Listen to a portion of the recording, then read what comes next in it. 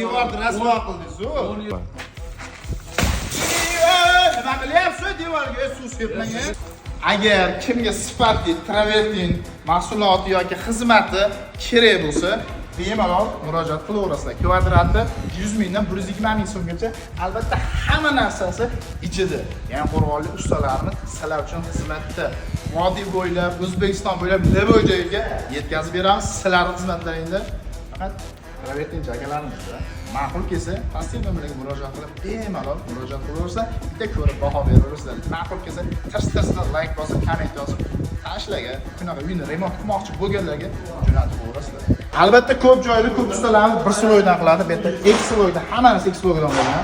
Travertinimiz X sloy, polirovkamiz X sloy bo'lgan, laykimiz X sloy bo'lgan. Albatta ishlarni ko'rib baho beringlar. Xijolatlamaydi.